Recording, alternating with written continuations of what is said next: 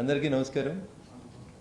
Parliament budget sessions మొదటి రోజు సందర్భంగా దేశ ప్రథమ పౌరురాలు శ్రీమతి ద్రౌపది ముర్ము గారు సంప్రదాయం ప్రకారం పార్లమెంట్ బడ్జెట్ సెషన్ సందర్భంగా జాయింట్ పార్లమెంట్ సెషన్ ఉద్దేశించి మాట్లాడడం జరిగింది. శ్రీమతి ద్రౌపది ముర్ము గారు భారత రాష్ట్రపతి హోదాలో ఉభయ సభలను ఉద్దేశించి మాట్లాడుతూ భారత ప్రభుత్వం గత 10 సంవత్సరాలుగా ముఖ్యంగా ఈ 6 నెలల్లో తీసుకున్నటువంటి అనేక విషయాల గురించి సభ్యులకి భారత ప్రభుత్వం యొక్క ఉద్దేశాన్ని వివరించడం జరిగింది. కానీ దురదృష్టకరం ఈ దేశంలో 100 సంవత్సరాల కంటే పైచిలుకు చరిత్ర ఉందని చెప్పుకున్నటువంటి కాంగ్రెస్ పార్టీ నాయకురాలు శ్రీమతి సోనియా గాంధీ గారు సిద్ధాంతపరంగా లేదా ప్రభుత్వపరంగా రాష్ట్రపతి మాట్లాడినటువంటి మాటల్లో ఏమైనా తప్పులున్నా లేకపోతే వారికి నచ్చని అంశాలున్నా విమర్శించడాన్ని మేము స్వాగతిస్తాం. కానీ కాంగ్రెస్ పార్టీ మొదటి నుంచి శ్రీమతి ద్రౌపది ముర్ము గారు రాష్ట్రపతి అయిన నాటి నుంచి ఒక గిరిజన ఆదివాసీ బిడ్డకి ఎన్డీఏ అభ్యర్థిగా ప్రకటించిన నాటి నుంచి కూడా కాంగ్రెస్ మిత్రపక్షాల వైఖరి శ్రీమతి ద్రౌపది ముర్ము రాష్ట్రపతి గారి పట్ల వారి వ్యాఖ్యానాలు, వ్యక్తిగత వ్యాఖ్యానాల్ని మేము తీవ్రంగా ఖండిస్తూ ఉన్నాం. ఒక ఆదివాసీ మహిళను రకరకాలుగా హ్యూమిలేట్ చేసేటువంటి రీతి లోపల కింది స్థాయిలో ఉన్నటువంటి కొంతమంది ఎంపీలు మాట్లాడినంటే ఏమో అనుకున్నాం. కానీ సాటి మహిళ అయ్యుండి శ్రీమతి సోనియా గాంధీ గారు కూడా ఈరోజు రాష్ట్రపతి ప్రసంగంలో సబ్జెక్టుని మాట్లాడకుండా వ్యక్తిగతంగా వారిని కించపరిచే రీతి లోపల మాట్లాడడం అనేది బాధాకరమైనటువంటి విషయం. ఆ కుర్చీని గౌరవించేటువంటి సంస్కారం కాంగ్రెస్ పార్టీ ఎందుకో రోజు రోజుకి కోల్పోతా ఉంది. This is not for first time. Earlier also Rahul Gandhi గారు అన్నారు, రామ మందిర ఓపెనింగ్ అప్పుడు కొన్ని మాటలు మాట్లాడినారు రాష్ట్రపతి గురించి. వాళ్ళ మంత్రులలో గతంలో మంత్రిగా పనిచేసిన ఆయన రాష్ట్రపతి కాదు రాష్ట్రపత్ని అని ఎకసెక్కాలాడినారు. See, this is the respect how the Congress respects the first citizen of this country, which is very unfortunate. ఒక మహిళ సోనియా గాంధీ గారు కాంగ్రెస్ పార్టీ అధ్యక్షురాలిగా సుదీర్ఘకాలం పనిచేసిన ఆవిడ ఒక సాటి మహిళను కనీసం గౌరవించలేక, రాష్ట్రపతి అనేటువంటి పదాన్ని, ఆ కుర్చీని గౌరవించలేక వారేదో అలసిపోయినారని, వారు మాట్లాడలేకపోతున్నారని వ్యక్తిగతమైనటువంటి దూషణలకు దిగడాన్ని మేము తీవ్రంగా ఖండిస్తూ ఉన్నాం. సాటి మహిళగానైనా సోనియా గాంధీ గారు అట్లా మాట్లాడకుండా ఉంటే బాగుంటుండే అనేది మా అభిప్రాయం. So once again I'm reiterating that it is the Congress stand. మొదటి నుంచి కూడా ద్రౌపది ముర్ము గారి పట్ల, ఒక ఆదివాసీ మహిళ పట్ల రకరకాలైనటువంటి అవమానకరమైనటువంటి సంఘటనల్ని, సంభాషణల్ని కాంగ్రెస్ పార్టీ చేస్తుంది. ఇది దేశానికి మంచిది కాదు, కాంగ్రెస్ పార్టీకి మంచిది కాదు. సాటి మహిళని గౌరవించలేక, వారిని కులాన్ని గౌరవించలేక, వారి వ్యక్తిత్వాన్ని హననం చేసేటువంటి ప్రక్రియ కొనసాగించడాన్ని మేము తీవ్రంగా ఖండిస్తూ ఉన్నాం. ఇది దురదృష్టకరమైనటువంటి సంఘటన. ఈ సాంప్రదాయాన్ని ఇప్పటికైనా కాంగ్రెస్ ఆపివేస్తే, నిలిపివేస్తే బాగుంటుంది అని చెప్పి మేము ఈ సందర్భంగా కాంగ్రెస్ పార్టీకి హితవు పలుకుతా ఉన్నాం. మీరు అధికారంలో ఉన్న సుమారు 55 సంవత్సరాల్లో ఏ రోజు కూడా మీరు మహిళా సాధికారికత కోసం పనిచేయలేదు, మహిళల్ని ప్రాపర్గా గౌరవించలేదు, మహిళలకి 33% రిజర్వేషన్ తీసుకురావడానికి మీకు మనసు ఒప్పలేదు. అవన్నీ కూడా ఎన్డీఏ ప్రభుత్వంలో గౌరవనీయులు నరేంద్ర మోడీ గారి నాయకత్వంలో జరుగుతుంటే వాటిని పేద ప్రజల కోసం కట్టిన ఇండ్లని, మంచినీళ్ళని, ఇస్తున్నటువంటి సౌర విద్యుత్తును ఉద్దేశించి పేద బడుగు బలహీన వర్గాల కోసం, అంత్యోదయ కోసం ఈ ప్రభుత్వం, నా ప్రభుత్వం చేసిన పనులని చెప్పి రాష్ట్రపతి చెప్తే వాటిని జీర్ణించుకోలేక, సిద్ధాంతం మీద విమర్శించలేక, చేసిన పనులని ఒప్పుకోలేక వ్యక్తిగత దూషణలకు, వ్యక్తిగత హననానికి దిగడం అనేది, ఆ కుర్చీలో ఉన్నటువంటి సీట్లని ఆ రకంగా సంబోధించడం అనేది నిజంగా దురదృష్టకరం. 100 సంవత్సరాల చరిత్ర ఉందని చెప్పుకునేటువంటి కాంగ్రెస్ పార్టీకి ఇది తగదని తెలియజేస్తూ, కొంతమంది ఇండిపెండెంట్ గెలిచిన ఎంపీలు కూడా నోటికి వచ్చినట్టు మాట్లాడుతూ ఉన్నారు. హైదరాబాద్లో చార్మినార్ దగ్గర ఒక మాట చెప్తారు, ఏక్ బాయి దూసరా బాయి జిక్కు పైచాంతా అని. అట్లా ఒక దొంగ ఇంకో దొంగను గుర్తించినట్లు ప్రేమలేఖలు రాసేటోడు ప్రేమలేఖల గురించే మాట్లాడతాడు, జేబులు కొట్టేటోని గురించే మాట్లాడతారు. కానీ ఇంకా అంతకంటే గొప్పగా విఘ్నతగా వాళ్ళు ఏం మాట్లాడతారు అనేది మనం ఆలోచించుకోవాల్సిన అవసరం ఉంది.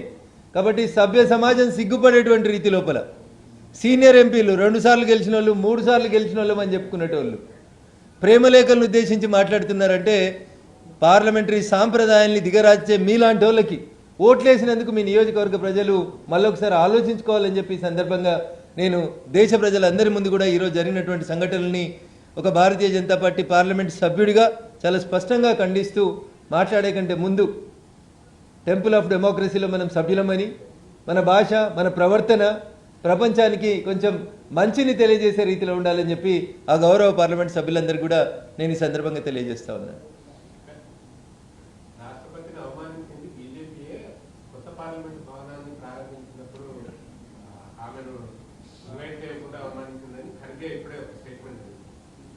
సో కాంగ్రెస్ పార్టీ తాను చేసినటువంటి తప్పుల్ని కప్పిపుచ్చుకోవడానికి ఈరోజు సోనియా గాంధీ గారు ఎందుకు మాట్లాడినారో ఖర్గే గారు సమాధానం చెప్తే బాగుంటుంది. పార్లమెంట్ ఎందుకు విలువలేదు, రామ మందిరానికి ఎందుకు తర్వాత పోయినారు, వీటి గురించి చర్చ చాలా జరిగింది దేశవ్యాప్తంగా. So Kharge should answer today's question, why Soniaji has spoken in that angle. Is it not an insult to that particular chair?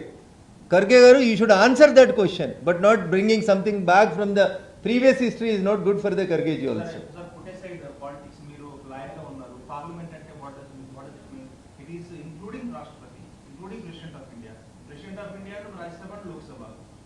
Then you have not invited the President of India. So today's question is not the inaugural function of the Parliament, No, sir. no, It has gone long back the history. It was the previous history, sir. I am talking about the today's incident. So if there went anything wrong, definitely we will rectify ourselves. But as far as today's speech is concerned, you can criticize us. If our policies are not correct, you can criticize our policies. Today's question is not the invitation for the parliament inauguration. No? Today's question is, if you have some grievance with today's parliament's president's speech, you can criticize the subjects or the objects where you are differing with our motives. But the insulting an individual in the name of caste, creed, race, region, religion does not sound good when it comes to the first citizen of this country. So what are the procedures and the things that we should follow while inaugurating the parliament or while inaugurating a temple? That will be discussed at the later point of time. That today I am talking about only today's incident. You will speak that our party is the oldest party of the democracy. We are since long 125 years our party is ruling this country. Where you are standing? Past always remains you, sir. So that is history. We cannot say something wrong or something against the history. But I am talking about the today's history. Today only we want to speak about today's issue. Rest of the things we can debate any time, point of time. They can debate. Khargeji can debate it in the parliament also. He has an opportunity. Being a leader of opposition in Rajya Sabha, he can raise that question during the Rajya Sabha sessions. So, Priyanka Gandhi has said that my mother, she is like 70, 80 years old lady, and she just completely just praised the president that she read the long speech, so she must be tired. So why the media just tweeted her statement? So here the intention, with what intention Srimati Sonia ji said, that Priyanka might have understood in one angle, but the media have taken it in the other angle. The question is, she never looked like that, she tired like that. She was very cautious while reading the budget speech also. She never appeared like a tired woman or anything like that. She has not even taken a sip of water also. When Sonia Gandhi discusses something or Khargeji discusses something, even Rahul discusses something in the parliament, they will take in between some sip of water. But today you can see the president was so cautious and she was so emotional and she was so energetic, she never looked like a tired lady. I can't understand how Priyanka can interpret in that angle that the media eyes are like that. What Sonia said, the media has taken it in that same angle. But also Akhilesh Yadav was also saying that why we are discussing about the president's speech, because there is one of very biggest issue with, like going in UP, like Mahakumbh. Already like a lot of people has died. So why we are talking about discussing about only the president's speech, or what about the Sonia Gandhi has said? Why we are not talking about the Mahakumbh issue? So everybody spoke about the Mahakumbh. Even today the house also felt very sad on the incident that happened in the Mahakumbh. And the people of this country are understanding when there is a gathering of 6 crores to 10 crores of people have gathered, utmost care has been taken by the government of Uttar Pradesh. Despite that, unfortunately some incident happened for which everybody felt very bad, including Prime Minister, President and the Chief Minister of Uttar Pradesh also felt very bad for that incident. And nobody is happy with that incident, and we are taking utmost cautions to see that such type of incidents will not happen. It was very unfortunate. The day was very auspicious, Mauni Amavasya. So almost there was an expectation of 10 crores of the people, so it went wrong. So దురదృష్టకరమైన సంఘటన. Parliament ఆ జరిగిన సంఘటనని తీవ్రంగా ఖండించింది. దాని గురించి కూడా డిస్కస్ చేస్తాం. కానీ బడ్జెట్ స్పీచ్లో ఆ కుర్చీని వ్యక్తిగతంగా మాట్లాడడం అనేది బాధాకరం. Coming to our state politics, మా ఊర్లో ఒక ఆయన చిన్నప్పుడు మేము భాగవతం చూస్తానికి పోతే కషీర్కాడ భాగవతం వేసి కాడ చెప్తుండే, నేను లేస్తే మనిషిని కాదు, నేను లేస్తే మనిషిని కాదని చెప్తుండే. అటు ఎప్పుడు లేస్తాడంటే భాగవతం అంతా అయిపోతుండే, వాళ్ళు లేవకపోతుంటుండే. అట్లుంటుంది. ఇవాళ ఒక పెద్ద మనిషి వచ్చి 10 ఏళ్ళు ముఖ్యమంత్రిగా చేసిన ఆయన మీడియా ముందుకు వచ్చి ఇక నేను లేస్తే ఆగా, నేను సభ పెడతా, నేను ఏదో చేస్తా అని చెప్తా ఉన్నాడు. తుపాకి రావడని ఊర్లలో భాగవతం టీవీలు, ఇప్పుడు అత్త దిద్దిన కోడలు, మామ దిద్దిన సంసారం కంటే ముందు వెనకటికి ఊర్లలో భాగవతం చూసేటోళ్ళం చిన్నగా ఉన్నప్పుడు, మేము టీవీలు లేనప్పుడు. అప్పుడు ఒక ఆయన వస్తుండే, ఇక నేను చూడురు లేస్తే చూడురు, వాళ్ళు ఎవరికనే పోతుండే భాగవతం అయిపోయేదాకా. అట్లున్నది కేసీఆర్ గారి పరిస్థితి. 10 ఏళ్ళు ఆయన చేసిన దానికంటే ప్రజలంతా చాలా సంతోషంగా ఉన్నారు, ఇప్పుడు బాధగా ఉన్నారంట. ప్రజాస్వామ్యంలో మీరు చేసిన పాలన నచ్చక మీ పనులు వద్దనుకునే ప్రజలు మిమ్మల్ని వద్దనుకున్నారు. ప్రజాస్వామ్యబద్ధంగా వాళ్ళకి సమయం ఇచ్చిండ్రు. దాని గురించి ఈయనేదో లేస్తా, ఫిబ్రవరిలో సభ పెడతా. సార్, మార్చి 3వ తారీఖు నాడు రిజల్ట్ వస్తుంది ఎమ్మెల్సీ ఎన్నికలు. నీకు శాతనైతే కేసీఆర్ గారు నేను నిన్ను సూటిగా అడుగుతున్నా, ఢిల్లీ గడ్డ నుంచి అడుగుతున్నా, జై తెలంగాణ అంటే నాకు కరీంనగర్ అండగా నిలుచున్నదో అంటాడు. మే 17, 2001 యాడ్ చేస్తున్న కేసీఆర్ గారికి కరీంనగర్లో సింహగర్జన పెట్టిండు లక్షలాది మందితోటి. ఇలాగ కరీంనగర్లో గ్రాడ్యుయేట్స్ ఎమ్మెల్సీ, టీచర్స్ ఎమ్మెల్సీ జరుగుతుంది. కరీంనగర్, నిజామాబాద్, ఆదిలాబాద్, మెదక్ ఈ 4 జిల్లాలకు సంబంధించి ఒక టీచర్స్ ఎమ్మెల్సీ, ఒక గ్రాడ్యుయేట్స్ ఎమ్మెల్సీ ఎన్నికలు ఎత్తా ఉన్నాయి. లోకల్ బాడీలలోనట కాంగ్రెస్ వాడు కనబడితే కొట్టి టీఆర్ఎస్ కోటెత్తారట జనం. ఇప్పుడు పెట్టు చదువుకున్న వాళ్ళు ఏమెత్తారో చూద్దాం. క్యాండిడేట్లను పెట్టుకోవడం చేతనైతే లేదు. No graduate MLC candidate since TRS. ఇప్పుడు ఈ ఎన్నికలలో ఇంకా డిక్లరేషన్ లేదు. టీచర్స్ ఎమ్మెల్సీ క్యాండిడేట్ లేడు. ఏడా నీ సొంత జిల్లా మెదక్లో అవుతున్నాయి ఎలక్షన్లు. మెదకు, నీ కొడుకున్న కరీంనగర్, నీ అల్లుడున్న సిద్దిపేట, ఆదిలాబాదు, నిజామాబాద్, ఉత్తర తెలంగాణ అంతా జై తెలంగాణ అంటదంటాడు. గాడ క్యాండిడేట్ని పెట్టుకోవడానికి దిక్కులేదు ఈయనకి. పెద్ద పెద్ద నాయకులు ఉన్నారు టీఆర్ఎస్లో. టీఎన్జిఓ నడిపించిన దేవి ప్రసాద్ పుట్టిన గడ్డ మెదక్ జిల్లా, క్యాండిడేట్ దిక్కులేడు. రవీందర్ సింగ్ లాంటి మైనార్టీ నాయకుడు ఉన్నాడు కరీంనగర్లో, క్యాండిడేట్ దిక్కులేడు. కానీ ఏమి దిక్కులేని వరంగల్, నల్గొండ, ఖమ్మంల పక్క పార్టీకి వెళ్ళి అద్దె పార్టీకి వెళ్ళి అభ్యర్థిని తెచ్చుకొని 60 కోట్లు పెడతారు ఒక ఆయన కోసం. వీళ్ళు అద్దె పార్టీకి వెళ్ళి అభ్యర్థిని తెచ్చుకొని 60 కోట్లు పెట్టి నియోజకవర్గానికి ఎమ్మెల్యేని పెట్టి చేతులు కలుసుకురాడు. ఇక్కడ సొంత ఊర్లో క్యాండిడేట్ని పెట్టేందుకు దిక్కులేదు, దివానం లేదు. దీనికి టీచర్స్ క్యాండిడేట్ లేడు, గ్రాడ్యుయేట్స్ క్యాండిడేట్ లేడు, ఆడ జరుగుతున్న నల్గొండలు జరుగుతున్న ఇంకో టీచర్స్ క్యాండిడేట్ లేడు. కానీ ఇక నేను లేతాగా జనం కాంగ్రెస్ని అంతమంటారు. మరి క్యాండిడేట్ని పెట్టు, గ్రాడ్యుయేట్ ఎమ్మెల్సీల క్యాండిడేట్ని పెట్టు. మార్చి 3వ తారీఖు నాడు రిజల్ట్ వస్తుంది. నువ్వేందో, నీ పార్టీకి ఉన్న ఓట్లేందో తెలుస్తాయి. చదువుకున్న వాళ్ళు ఏమనుకుంటారు, టీచర్లు ఏమనుకుంటారు, వకీళ్ళు ఏమనుకుంటారు, డాక్టర్లు ఏమనుకుంటారు, డబుల్ బెడ్రూమ్ కట్టిస్తాను ముంచిన జర్నలిస్టులు ఏమనుకుంటారు, ఒకసారి తెలుస్తుంది కదా. ఒక్క క్యాండిడేట్లు పెట్టుకోవడానికి శాత కాదు. కానీ ఇక లేతున్నా లేవు సార్, జల్దీ లేవమని అడుగుతున్నాం. ఆడ అద్దెకి తెచ్చి 60 కోట్లు పెట్టినావు కదా, ఇక్కడ సొంత వాళ్ళని పెట్టేందుకు ఎందుకు మనసు వస్తలేదని నేను టీఆర్ఎస్ పార్టీని అడుగుతున్నా. నిజంగా మీకు చిత్తశుద్ధి ఉంటే, మీరు చెప్పినవన్నీ కరెక్టే అయితే, కాంగ్రెస్ పాలన మీద ప్రజల్లో విరక్తి ఉండి మీ మీద బాగా ప్రేమ ఉంటే రా గ్రౌండ్లో చూసుకుందాం. మీకుందా, మాకుందా? భారతీయ జనతా పార్టీ వైపే ప్రజలు ఉన్నారు, చదువుకున్న వాళ్ళు ఉన్నారు, గ్రాడ్యుయేట్స్ ఉన్నారు. 2-3 ఎమ్మెల్సీ ఎన్నికలలో కూడా భారతీయ జనతా పార్టీ అభ్యర్థులే గెలుస్తారు. ఉత్తగా ఊకదంపుడు ఉపన్యాసాలు వద్దు. కేసీఆర్ గారు, నీ పని అయిపోయింది, చాలా గొప్పగా పనిచేసినావు. 10 ఏళ్ళు ప్రజలు చాలనుకున్నారు. ఫామ్ హౌస్లో మంచిగా వ్యవసాయం చేస్తున్నావు, చెయ్యి, సంతోషంగా ఉండు, ప్రజల్ని ప్రశాంతంగా ఉంచు, అనవసరంగా మళ్ళీ పోరగాలని ఆగం చేయొద్దని ఈ సందర్భంగా కేసీఆర్ గారికి తెలియజేస్తాను. కాంగ్రెస్ ఒక ఆన్లైన్ పోల్ పెడితే ఫామ్ హౌస్ పాలన కావాలని ఎక్కువ మంది ఓటేసారు. కాంగ్రెస్ అఫీషియల్ ట్విట్టర్ హ్యాండిల్లో పెట్టిన ఆన్లైన్. సో ఏం జరుగుతుందంటే, మీరు అందరూ అర్థం చేసుకోవాల్సింది ఏంటంటే, యువరాజు గారు ఓడిపోయిన తర్వాత జ్ఞానోదయం జరిగినప్పుడు ఒక మాట చెప్పిండు. మేము 30 మెడికల్ కాలేజీలు పెట్టి తప్పు పని చేసినాం, 30 యూట్యూబ్ ఛానల్ పెట్టుకుంటుండే మంచిగా ఉంటుండే అని అన్నాడు.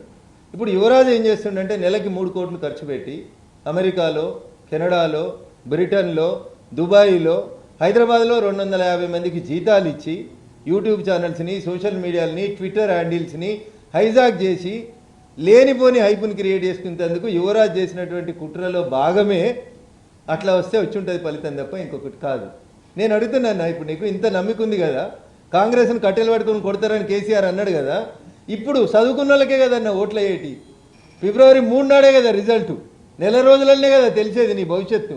పెట్టు క్యాండిడేట్ని, గ్రాడ్యుయేట్స్ ఎమ్మెల్సీలో పెట్టు, టీచర్స్ ఎమ్మెల్సీలో పెట్టు, ఆడ ఖమ్మంలో జరుగుతుంది ఇంకో టీచర్స్ ఎమ్మెల్సీలో పెట్టు. ఎవరి బలమైందో తెలుస్తుంది. నేను చెప్తున్నా కదా ధైర్యంగా, ఢిల్లీ గడ్డకెళ్ళి చెప్తా ఉన్నా మేమే గెలుస్తున్నామని. అరే నువ్వు 3వ ప్లేస్కి పోతావు, మళ్ళీ కూడా గదే గతి అవుతుంది నీకు. వరంగల్లో అద్దెకి తెచ్చుకొని అభ్యర్థికి 60 కోట్లు ఇస్తే ఏ గతి వచ్చిందో ఇవాళ కూడా గతే గతి వస్తుంది నీకు. అందుకని ఉత్తగా ప్రజల్ని రెచ్చగొట్టి ఏదో లోకల్ బాడీలోకి వెళ్తాం లేని హైపుని క్రియేట్ చేసి సోషల్ మీడియా ఖర్చు పెట్టి వృధా ప్రయత్నాలు చేసుకోవద్దు. అక్రమంగా సంపాదించిన అడ్డగోలు డబ్బులకి ఏదో ఒక రోజు యువరాజు లెక్క చెప్పాల్సి వస్తుంది. ఎమ్మెల్సీ ఎన్నికల్లో పట్టభద్రుల నియోజకవర్గం కానీ ఉపాధి బీఆర్ఎస్ పోటీ పెట్టకపోవడం వల్ల అది పరోక్షంగా మీకే లభించే అవకాశం ఉందిగా. కాంగ్రెస్ వర్సెస్ బీజేపీ అనే ఫైట్ జరిగి వాళ్ళు మీకే లబ్ధి చేకూరేటువంటి అవకాశం ఉంది కదా. టీఆర్ఎస్ పెడుతుందా, కాంగ్రెస్ పెడుతుందా, బీఆర్ఎస్ పెడుతుందా, ఇండిపెండెంట్లు పెడతారా మాకు అవసరం లేదన్న. గ్రాడ్యుయేట్స్ ఎమ్మెల్సీ సీట్ మాది, మేము గెలుస్తున్నాం. టీచర్స్ ఎమ్మెల్సీ సీట్ మాది, మేము గెలుస్తున్నాం. కేసీఆర్ మాట్లాడిన మాటలకు చెప్తా ఉన్నా నేను. ఏదో కాంగ్రెస్ వాళ్ళు కనబడితే ఉరికిచ్చి కొడతారు. బువ్వ ఉడికిందా లేదా అంటే ఒక మెతుకు చూస్తే తెలుస్తుంది కదా. ఈ నెలనే జరుగుతున్నాయి కదా. నువ్వేదో ఫిబ్రవరిలో సభ పెడతా అంటున్నావు కదా, ఆ ఫిబ్రవరిలో జరుగుతున్నాయి కదా ఎలక్షన్లు, దాంట్లో క్యాండిడేట్లను పెట్టి ఉంటున్నా. ఎందుకు నీ సొంతూరులో క్యాండిడేట్ లేడా నీకు? వరంగల్లో పెట్టావు కదా, పక్కపాటికి ఒక ఆయన తెచ్చి అద్దెకి తెచ్చి 60 కోట్లు పెట్టినావు కదా అన్న. ఇక్కడ ఉన్న ఊర్లో ఉన్నోనికి ఇచ్చి చూడ ఉంటున్నావు ఒక ఉద్యమకారునికి. కేసీఆర్కి ఎప్పుడు కూడా ఉద్యమకారులకు సీట్లు ఇవ్వాలని ఉండదు. మెదక్ ఎంపీ 250 కోట్లు 500 కోట్లకి ఎట్లయితే అమ్ముకొని నా మీద క్యాండిడేట్లని పక్క ఊర్లోకి వెళ్ళి తెచ్చి పెట్టిర్రు, వరంగల్లో కూడా ఎమ్మెల్సీ ఎన్నికలకు అట్లే పైసలు ఉన్నోని కొనుక్కొచ్చుకొని పెట్టిర్రు. ఇప్పుడు ఉద్యమకారులను పెట్టేందుకు నాకు మనసు రాదని చెప్పడానికి నేను ఆయన టాపిక్ తీసినాను. ఆయన పెడితేంది పోతేంది నాకేందని. ఆయన ఎట్లాగూ లేడు, ఉండడు కూడా భవిష్యత్తులో కూడా.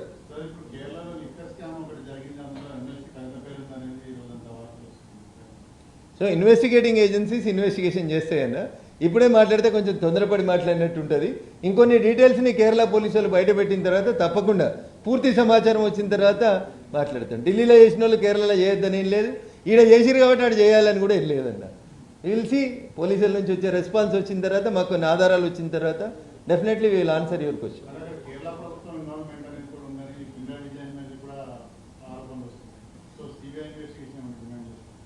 It is too early to comment.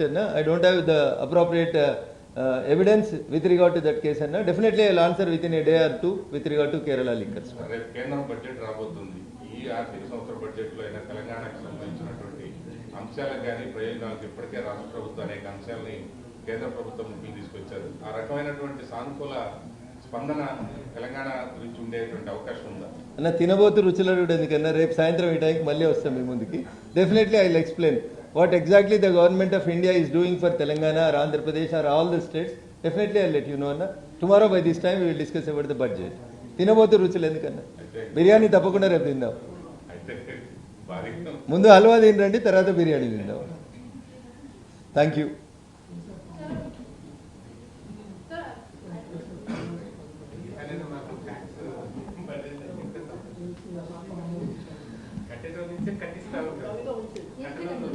అన్న పెట్టేటోళ్ళనే అడుగుతారు అన్న.